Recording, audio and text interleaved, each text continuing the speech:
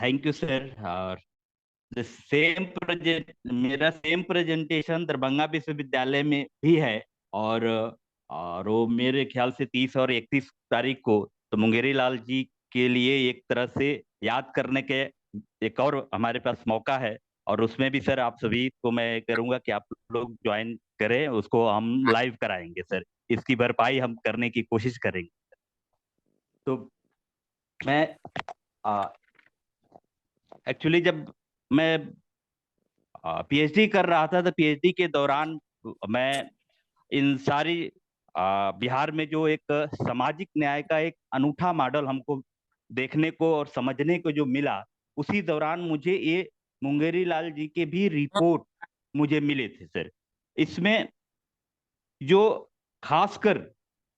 इस रिपोर्ट की सबसे बड़ी खासियत थी, और आज जब इस खासकर सामाजिक न्याय की राजनीति, विशेषाधिकार और अधिकार को लेकर के अभी एक तरह से हम कहें कि एक तरह से हाय तौबा मचा हुआ है उस देश में, उस दौरान खासकर जो कर्पूरी ठाकुर जी की राजनीतिक विरासत और मुंगेरी लाल कमीशन की जो रिपोर्ट है, उसकी प्रासंगिकता और बढ़ गई। और इस प्रेजेंटेशन और इस लेख में मैं यही समझने या समझाने की कोशिश करने का प्रयास करूंगा। तो एक तरह से मुंगेरी लाल कमीशन का जो गठन हुआ था 1971 में, और मुंगेरी लाल जी की अध्यक्षता में 1976 में रिपोर्ट सौंपी गई। उस समय कर्पूरी ठाकुर की सरकार थी। हालांकि इसका गठन जो हुआ था, भोला पासवान शास्त्री उस समय के लिए जब मुख्यमंत्री थे उस समय हुआ था। और इन तीनों चारों लोगों को मैं एक कड़ी में जोड़कर, और इसको मैं एक नए, या कहे कि हम लोग बिहार मॉडल ऑफ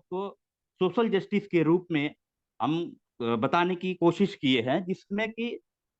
उस रिपोर्ट में एक तरह से हिंदू, मुस्लिम और ईसाई में से 128 पिछड़ी जातियों की पहचान किया गया था। और उसकी खास बात थी कि उसके 3 निर्धारक जो मापदंड अपनाए गए थे, उसमें सामाजिक शैक्षणिक स्थिति थी, सरकारी नौकरियों में प्रतिनिधित्व की बात थी, और उद्योग एवं व्यापार में हिस्सेदारी को 3 मापदंड अपना करके, और उस आधार पर इस रिपोर्ट को समाज का एक बहुत बेहतरीन स्टडी किया गया था कि खासकर जो बैकवर्ड सेक्शन के लोग थे, उनकी सामाजिक आर्थिक स्थिति किन किन चीजों से तय होती है, और उसको और कैसे बेहतर बना करके उनको एक मेन स्ट्रीम धारा में जोड़ा जा सकता है। तो उसमें जो एक नए ढंग से उस रिजर्वेशन को खास करके जो प्रेजेंट किया गया था, उसमें से 50% का जो रिजर्वेशन था वो पहले से चली आ रही, उसमें एक तरह से नए ढंग से प्रेजेंट किया गया। और ओबीसी को उसमें 8%, एमबीसी को 12%, एससी को 14%, एसटी को 10%, और वीमेन को मीन्स 3% दिया गया था। और खासकर आज जिसको हम ईडब्ल्यूएस कह रहे हैं, उस आधार पे भी एक सवर्ण जातियों के लिए, पिछड़े जो बैकवर्ड हैं उसमें भी उसके लिए 3% की व्यवस्था की गई थी। तो ये टोटल 50% को नए ढंग से रिफॉर्मुलेट करके उसमें लागू कर। और उसका कारण ये था कि इस रिपोर्ट का जो पूरा अप्रोच हम देखा जाए कि क्यों ये किया गया था, तो उस समय जो सामाजिक आर्थिक आर्थिक कह लीजिए सामाजिक न्याय या सामाजिक आर्थिक न्याय के विरोध में समाज में जो एक तरह से विभाजक प्रवृत्ति उभर रही थी, जो आज बहुत तेजी से देखने को मिलती है कि कैसे ये हो रही है, उस विभाजक प्रवृत्ति को कम करके और इन सारे अदर लोगों को भी आत्मसात करने की बात उसमें कही गई। तो हम पावर भी, तो हम जिस बात को कहना चाह रहे हैं सर, इसमें यही था कि एक तरह से उस समावेश, इस विभाजक प्रवृत्ति को कम करके उसमें एक समावेशी और सबको आत्मसात करने वाली विचारधारा और प्रवृत्ति को विकसित कर उसे सामाजिक न्याय की राजनीति के साथ जोड़ने की कोशिश के रूप में हम एक तरह से इसको देख सकते हैं। आ, दूसरी बात मैं ये कहना चाह रहा हूँ कि इस रिपोर्ट में एक तरह से और गहन से हम अध्ययन करें सर, तो अमेरिका के उस समय जो चल रहा था एक तरह से लिबरेशन थियोलॉजी, जिसे हम हिंदी में मुक्तिकामी राजनीति या भी कह सकते हैं, उसके काफी नजदीक हम मुझे मिला। जो कि बिहार में एक तरह से अलग ढंग की एक राजनीति का की नींव थी। और इसको कोशिश करें तो कम से कम निश्चित रूप से हम बाबू जगजीवन राम, कर्पूरी ठाकुर, भोला पासवान शास्त्री जैसे जितने भी राजनीतिज्ञों का जो आता है, खास करके बैकवर्ड सेक्शन में और खास करके दलित में, उसका नाम हम सबसे ऊपर पाते हैं। और इस पे और गहनता से हम विचार करें तो उस समय की जो खास करके गांधी और उनके और भी लिबरेशनिस्ट थे मिलकर, तो उस समय के हम पूरे जो अप्रोच था वो कहीं ना कहीं कांग्रेस सिस्टम से जुड़ा हुआ था, जो कि आज जो है बिहार में पूर्णतः टूट चुका है। और जब हम कांग्रेस सिस्टम की बात करते हैं तो उसमें एक और गांधीयन जो फुट था, जो मोरल मिनिमम, जिसको हम न्यूनतम नैतिक मानदंड के रूप में देख सकते हैं, और जिसको हम ये कह सकते हैं कि जिसमें व्यक्तिगत या समान तौर पे कोई भी व्यवहार जो होता है उसमें एक आवश्यक जो न्यूनतम नैतिक आदर्श है उसका पालन होता था उस राजनीति में। और जिसके पालन के द्वारा किसी भी व्यक्ति, समूह हो, जाति हो, संप्रदाय हो, उसको इरादतन हानि पहुंचाने की भावना निहित नहीं होती थी। और आ, जो किसी प्रकार की भेदभाव, असमानता, अन्याय जो है, वैमनस्यता है, या किसी प्रकार की आ, ऊंच नीच वाली भावना से ऊपर उठ करके उस पॉलिटिक्स की एक ऐसी नींव डाली जाती थी कि उससे एक प्रगतिशील समाज का निर्माण किया जाता। तो इसमें निश्चित रूप से ये तीनों जो लोग थे इस सिस्टम के पुरजोर समर्थक रहे हैं। और इसीलिए मेरा जो मानना है, और खास करके इसमें हम लिबरेशनिस्ट जो खासकर उस समय के दौर के जो चल रहे थे, गांधी हुए, अंबेडकर हुए, या अदर दुनिया के क्षेत्रों में मार्क्स हुए, मार्टिन लूथर किंग हुए, नेल्सन मंडेला हुए, तो इन सारी चीजों को एक तरह से उसका एक पुट हमें दिखता है कि वो एक तरह से सामाजिक न्याय था उसमें, कैसे सबको एक तरह से बिना जो है एक तरह से वैमनस्यता और ये सारी चीजों को मिटा करके एक प्रगतिशील समाज को उसमें कहीं ना कहीं हम सर एक तरह से हम देखते हैं। तो आ, इसका तीन हमारे पास बिहार में खासकर एक उदाहरण मिलता है, जिसमें भोला पासवान शास्त्री को ले सकते हैं। ये लोग उस समय की सबसे बड़ी इन तीनों की प्रॉब्लम ये रही कि राजनीति भले अलग अलग विचारधारा या पार्टी कर लीजिए जुड़े थे, लेकिन तीनों को हम लिबरेशनिस्ट मुक्तिवादी राजनीति इसलिए हम कह रहे हैं क्योंकि कई एग्जाम्पल्स में देखते हैं, जैसे भोला पासवान शास्त्री सर जब मुख्यमंत्री थे तो डॉक्टर अंबेडकर के जयंती पे जब वो माल्यार्पण करने गए तो उस समय लोगों के सामने वो पूरे फपक करके रो पड़े, और उन्होंने एक तरह से सॉरी कहने के अंदाज में ये बोला कि इन्हीं हाथों से मैंने आप पे पत्थर चलाया है और आपको गांधी मैदान में आयोजित रैली से आने से रोका है। तो उस समय या तो मेरी मति मारी गई थी या मैं बहकावे में था, जो मैं आपका उस आ, राजनीति का और आपके विचारधारा का और आपका मैं विरोध किया। दूसरा एग्जाम्पल यदि हम देखें तो निश्चित रूप से मुंगेरी लाल जी भी थे। जब अंबेडकर जब 1936 के बाद इतने लंबे वेट के बाद और कोई जब ऑप्शन नहीं मिला तो उन्होंने धर्म परिवर्तन करने की बात की, और जब किए तो उससे काफी नाराज थे। लेकिन अंततः मुंगेरी लाल जी भी एक कहने पे मजबूर हुए कि इतने लंबे समय इंतजार के बाद, अंबेडकर के बाद और कोई रास्ता नहीं था। और आ, इसलिए मुझे लगता है कि अंबेडकर सही हैं। तीसरा उदाहरण हम ये ले सकते हैं कि जब आ, बाबू जगजीवन राम सर गोपालगंज में उनके 1935 का भाषण लेते हैं, चाहे उसके बाद की भी जो परिस्थिति है उसमें उनको अध्ययन करते हैं, तो एक तरह से कांग्रेस सिस्टम से और कांग्रेस से भी वो खीन होकर के दलितों को इंडिपेंडेंट अपनी आवाज बनने के लिए आह्वान करते हुए नजर आते हैं। और वो कहते हैं कि जो एक तरह से हम लोगों ने, या पूरी ये विचारधारा है कि जिससे एक तरह से मुक्तिकामी राजनीति या सामाजिक न्याय और ये सारी जो स्टेब्लिश्ड किया जाए और राजनीतिक विकल्प के रूप में उस ढंग की आ,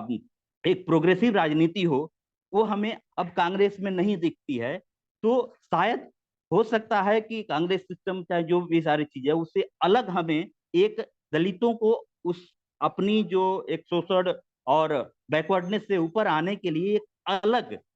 राह चुननी होगी। और उस कई सारे जगह या तो अपने भाषणों में ये आह्वान करते हुए नजर आते हैं। तो ये सारा जब इस सिस्टम को एक साथ में देखते हैं तो मीन्स ये लोग एक दूसरे की पॉलिटिक्स को आत्मसात तो करना चाहते हैं, लेकिन वो अलग अलग चीजों से, और वो धीरे धीरे वो कहीं ना कहीं वो भटकते हुए सामाजिक न्याय की रास्ता पे आइडेंटिटी पॉलिटिक्स के रूप में मीन्स वो इमर्ज हो जाता है बिहार में। और बिहार की जो आइडेंटिटी पॉलिटिक्स है कंप्लीटली जो है एक डिफरेंट वे में इमर्ज होता है, जिसमें दलित और ईबीसी एक तरह से डोमिनेंट कास्ट ऑफ ओबीसी में उनकी आइडेंटिटी और या राजनीति एक तरह से सबमर्ज कर जाती है। और अदर क्षेत्रों में जिस प्रकार से मीन्स दलित मूवमेंट और सारा चीज सब देखा जाता है कि जिसमें दलित लीडरशिप के बैनर तले एक तरह से दलित आंदोलन भी होते हैं, दलित पॉलिटिक्स भी होती हैं, और उनकी एक अपनी अलग पहचान होती है जिसको लीड करते हैं। बिहार में एक तरह से ये चीज ओबीसी मूवमेंट में आइडेंटिटी पॉलिटिक्स सबस्यूम कर जाती है। तो जिस दौर में हुआ, उस दौर की पहचान हम सिर्फ धीरे धीरे राजनीति में सिर्फ हुआ क्या कि बिहार में और खासकर में बिहार की स्त्री को पहचान ज्यादा हावी हो गया, और सामाजिक न्याय का जो पूरा हमारा एजेंडा था, एक मुक्तिकामी जो राजनीति था, वो पीछे छूट गया। और पहचान हावी होने का कारण क्या हुआ कि वो जो एक सबको आत्मसात करके एक समावेशी और इंक्लूसिव पॉलिटिक्स करके एक प्रोग्रेसिव राजनीति करके एक बेहतर समाज निर्माण बनाने की जो पूरी प्रक्रिया जो चली, और खासकर ये जो कर्पूरी ठाकुर और मुंगेरी लाल कमीशन की रिपोर्ट ने ये कोशिश की कि जो बैकवर्ड सेक्शन के भी जो लोग थे, और खासकर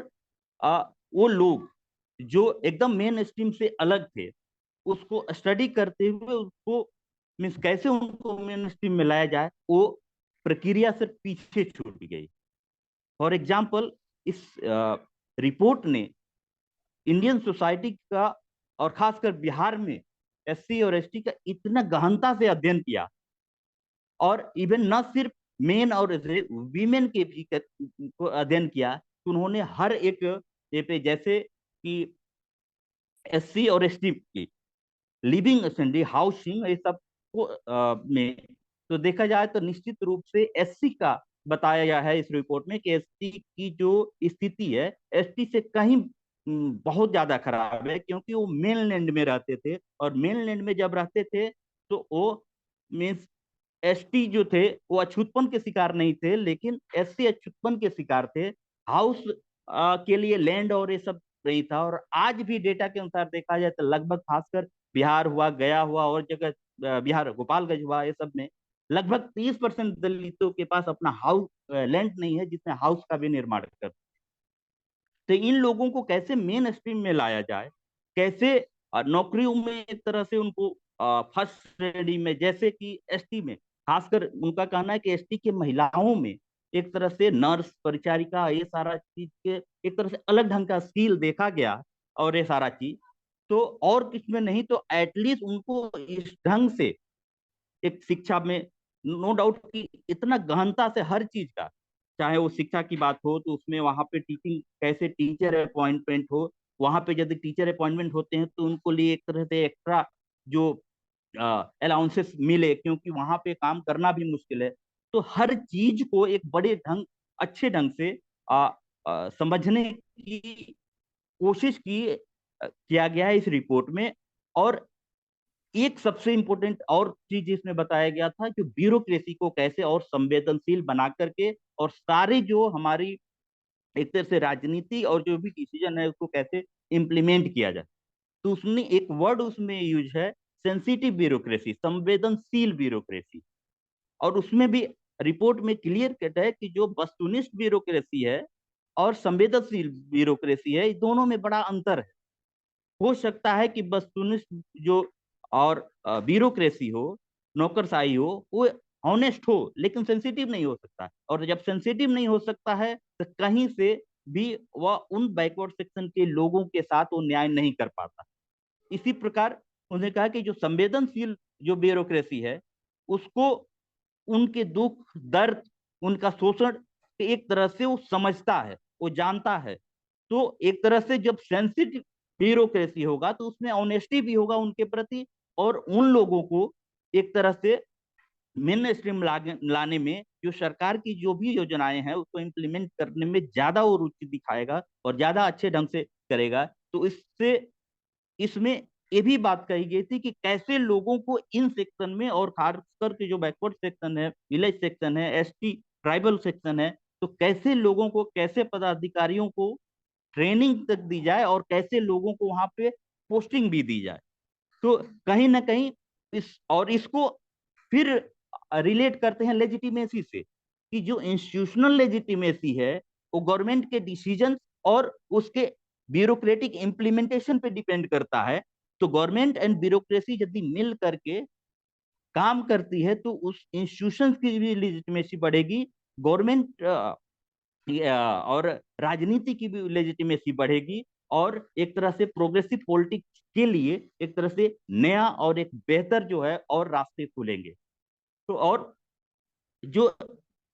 मेन जो चीजें हैं उसमें जो पिलर्स जो कह ले, तो निश्चित रूप से एक और चीज जो कही गई थी सर, जो इक्वालिटी ऑफ अपॉर्चुनिटी, जो अवसर की समानता। तो अवसर की समानता को और ज्यादा सार्वभौमिक बनाने की कोशिश की गई थी, मेरी जो अंडरस्टैंडिंग है इसमें। क्योंकि उसमें हुआ था कि कहना ये था इस कमीशन में खासकर कि जो इक्वालिटी ऑफ अपॉर्चुनिटी है सिर्फ किसी पार्टिकुलर कास्ट और कम्युनिटी के लिए ही जरूरी नहीं, इक्वालिटी ऑफ अपॉर्चुनिटी सबके लिए जरूरी है और उतना ही महत्व रखता है। और सब सेक्शन में एक तरह से बैकवर्ड, पुअर, शोषित हैं, ठीक है, जाति के नाम पे नहीं है और चीजों के नाम पे नहीं है। तो इक्वालिटी ऑफ अपॉर्चुनिटी उन सबके लिए महत्वपूर्ण है और सिर्फ बैकवर्ड सेक्शन के लिए महत्वपूर्ण नहीं है। इसीलिए 3% एक तरह से नई प्रक्रिया के तहत 3% वीमेन के लिए और 3% आज ये एक सबड़ जो आर्थिक रूप से जो पिछड़े सवर्ण कास्ट में उनके लिए प्रावधान किया गया था। तो इसीलिए अवसर की जो समानता है उसको एक सार्वभौम और सार्वभौम उसकी सार्वभौमिकता को बढ़ाने और चाहे उसकी एक्सेप्टेबिलिटी को बढ़ाने के लिए है। और पार्टिकुलरली इसको और आगे थोड़ा देखें तो जो भी एक अफर्मेटिव एक्शन का पूरा जो प्रक्रिया है, स्पेशल ट्रीटमेंट का जो प्रक्रिया है, उसकी लेजिटिमेसी और एक्सेप्टेबिलिटी को और उसके अंडरस्टैंडिंग को और ब्रॉडर बनाने की एक तरह से कोशिश की गई थी सर। तो और आ, यदि हम आ, इसमें और यदि बात करें कि इसको और गहनता से या थोड़ी से और करें तो उसमें निश्चित रूप से एक तरह से सहभागी और उत्तरदायी, अकाउंटेबल, कोऑपरेटिव, रिस्पॉन्सिबल, सेंसिटिव जो ब्यूरोक्रेसी के साथ पॉलिटिक्स को जोड़ करके और एक प्रोग्रेसिव पॉलिटिक्स की शुरुआत करने की और उसके लिए अलग रास्ता बनाने की जो एक कोशिश थी, उसमें अब देखेंगे कि आ, उसमें फिर एजुकेशनल इंस्टीट्यूशन को भी एक किया गया था, कहाँ से और कैसे लोग जो आएंगे और इस चीजों को समझेंगे। तो बहुत ही गहनता से सर इसमें एक की गए थे जिसमें आ, इन चीजों को हम कह सकते हैं उसको कि एक तरह से साइकोलॉजिकल एनालिसिस था। और न सिर्फ एक सोसाइटी का बल्कि सोसाइटी में भी पार्ट बाय पार्ट वीमेन का, वीमेन में भी एसटी वीमेन का, एससी वीमेन का, एससी कम्युनिटी का। और नो डाउट इसमें बहुत सारे, खासकर जब ये बात इसमें कही गई थी कि खासकर जो एसटी वुमेन है, सारा चीज इसमें मेडिकल ठीक है, एक सेकेंड स्टेप है, तो उसको शुरुआत जैसे नर्सिंग और ये सब में ज्यादा वो रुचि रखती हैं, इसको लेकर के एक क्रिटिसिज्म भी हुआ है और ये सारा चीज में। लेकिन उसमें ये भी बात क्लियर कट लिख दी गई है इधर उस रिपोर्ट में कि नहीं, एनी हाउ मीन्स ये रिपोर्ट जो है कहीं से भी किसी भी कास्ट की और किसी भी वर्ग की महिला को और इंफीरियर नहीं समझ रहा है, लेकिन मेन स्ट्रीम में आने के जो स्टेप्स हैं तो उसको कैसे उस स्टेप की जो पहली जो स्टेप है सीढ़ी लोग पार करके और दूसरी सीढ़ी पे आए, इसलिए एक तरह से इसमें ये सुझाए गए हैं कि जो एकदम बैकवर्ड है, जो एजुकेशनल इंस्टीट्यूट जो वहाँ पे बहुत अच्छी एजुकेशन नहीं है, उसको नो डाउट उसमें शिक्षा का जो भी माध्यम हो, तो उससे उसका पहला स्टेप आसानी से क्या हो सकता है, और किस उन सारे जो तरह के जो नौकरियां हैं उसमें किसके लिए कैसे वाजे और कैसे करके लाया जाए कि दोनों चीज मेंटेन है, कि उनकी एक तरह से मेन स्ट्रीम में आने के भी हो, प्रोग्रेसिव पॉलिटिक्स की भी हो, और प्लस एक अफर्मेटिव एक्शन के प्रति जो एक नाराजगी जो उभर रही थी, और जो ये सारा चीज उसको भी कैसे कोप अप किया जाए। तो इसका एक तरह से बड़ा बढ़िया एग्जाम्पल, और बड़े हर चीज का एग्जाम्पल, उसके समस्या, समस्या का कारण, उसका निदान,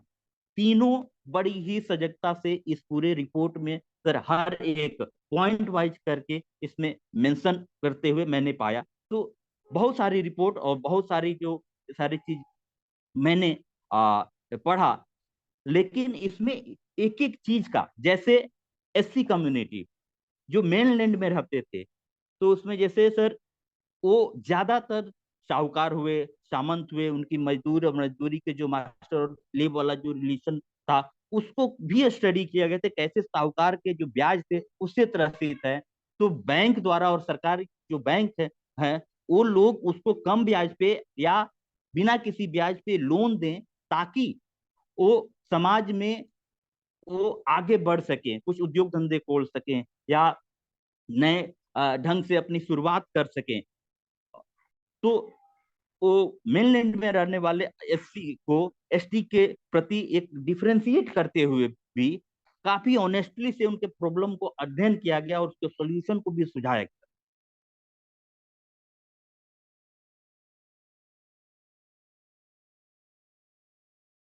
तो इंडिपेंडेंस को लाएगा, और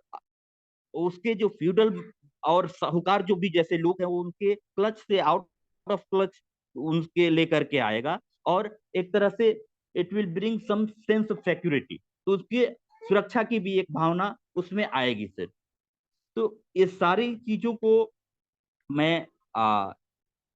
अलग ढंग से या बहुत गहनता से मैंने कई बार उस रिपोर्ट को भी स्टडी करने की मैं जो खास कर आता हूँ, तो बहुत सारी चीजें निकल के आती है कि उस समय की जो, इसको हम जब बिहार मॉडल ऑफ पॉलिटिक्स के रूप में भी हम देखते हैं, तो एक उस समय मुझे लगता है कि यह रिपोर्ट और खासकर ये कमीशन 50 साल आगे की चीजों को भाप गया था, और उसको जानते हुए इस में इन सारी चीजों को बहुत ईमानदारी से और गहनता से अध्ययन करते हुए उसको मीन्स लाने की कोशिश किया गया। तो एक तरह से मेरा हमेशा ये अप्रोच भी रहा है, और खासकर हम तीनों को, चाहे वो मुंगेरी लाल कमीशन की रिपोर्ट हो, कर्पूरी ठाकुर का अप्रोच हो, जगजीवन अबू का हो, भोला पासवान शास्त्री, और ये सारा चीज क्या है, इसको मैंने काफी एक तरह से लिबरेशन पॉलिटिक्स और लिबरेशनिस्ट पॉलिटिक्स के काफी क्लोज पाया, जो कि सामाजिक न्याय की एक आधारशिला है। और सामाजिक न्याय की आधारशिला निश्चित रूप से जी लिबरेशन सब पॉलिटिक्स और लिबरेशन पॉलिटिक्स की जो है लिबरेशन थियोलॉजी है। तो हम इसको एक तरह से लिबरेशन थियोलॉजी से प्रेरित होते हुए एक तरह से जो बिहार में और खासकर जैसे बिहार जैसे क्षेत्रों में इस एक नए डिस्कोर्स को जिसमें लाते हुए, उसमें कम से कम मैं कहता हूँ कि एक भूतकाल की जो भी एक दर्द है, चाहे वो एक तरह से हम जंजीर कह लें या ये सारा चीज, तो जिन बातों को से सीखते हुए, इतिहास की गलतियों हुआ उसके अनुभव है सबसे सीखते हुए, एक तरह से अवसर की समानता को सार्वभौमिक बनाते हुए प्रगतिशील और समग्र समावेशी राजनीति की एक पहल थी सर। और जिससे आज भी मेरा मानना यह है कि यदि उस मॉडल को फिर एक रिवाइव करने की कोशिश की जाए, तो आज भी बिहार में एक सामाजिक न्याय की जो राजनीति होगी एक तरह से एक बेहतर विकल्प के तौर पे खड़ा हो सकती है। तो मैं फिर समय को ध्यान में रखते हुए 3 मिनट में मैंने कोशिश किया कि इसको मैं फिर अपनी बातों को पहुंचा पाऊं। बहुत बहुत धन्यवाद।